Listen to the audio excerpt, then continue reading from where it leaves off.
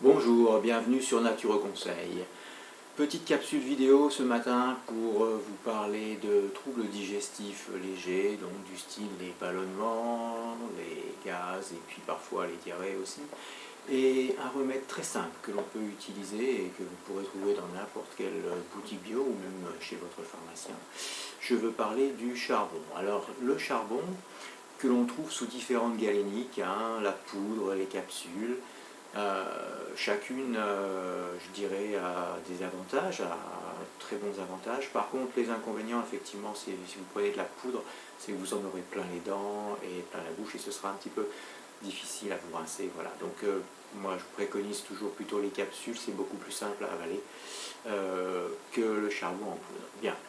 Au-delà de ça, ce qui est intéressant, c'est qu'avec le charbon, donc à condition bien sûr de le prendre bien loin des repas, vous pourrez effectivement absorber et éliminer ces gaz plus facilement et ces ballonnements.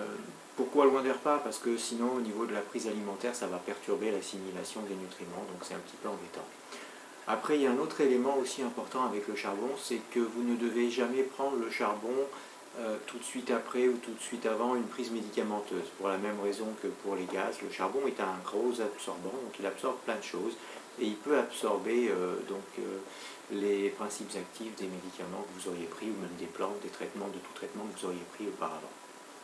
Alors, maintenant, le charbon, c'est une solution d'urgence, on va dire, mais elle ne résout pas le problème, puisque effectivement la problématique souvent des troubles digestifs repose sur un déséquilibre alimentaire qu'on peut avoir à certains moments dans notre vie, voire même régulièrement, puisque ne serait-ce qu'au changement de saison, quand vous changez de type d'alimentation, puisque les légumes ne sont plus les mêmes, ça va générer des dysbioses, c'est-à-dire un déséquilibre du microbiote intestinal. Alors, l'idéal, effectivement, dans tout ça, c'est d'essayer de faire un travail de rééquilibration. Bien sûr, si vous ne vous sentez pas de le faire tout seul, faites-vous accompagner, allez consulter un naturopathe ou un diététicien ou une personne qui soit susceptible de vous aider, de vous guider dans cette démarche-là.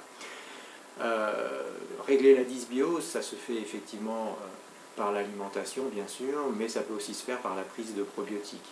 Alors, les probiotiques, il faut toujours faire attention quand même, c'est pareil, là il vaut mieux être conseillé pour ça, parce que pas faire n'importe quoi, vu que maintenant on trouve un peu tout et n'importe quoi sur le marché.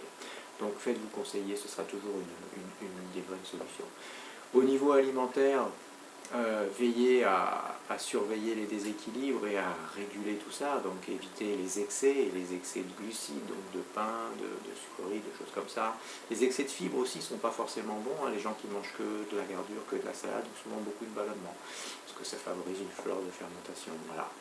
Donc, dans l'ensemble, le charbon pris loin des repas, 2 fois, 3 fois par jour en fonction de l'intensité des troubles, sera d'une grande efficacité. Par contre, il ne faut pas que cette prise dure plus de 2-3 jours parce qu'après, sinon, le charbon va finir par vous constiper. Donc là, c'est plus le même problème, il va falloir trouver d'autres solutions, bien sûr. Donc, dans l'histoire, finalement, tout est question d'équilibre, comme d'habitude. Prenez soin de vous, à très bientôt, au revoir.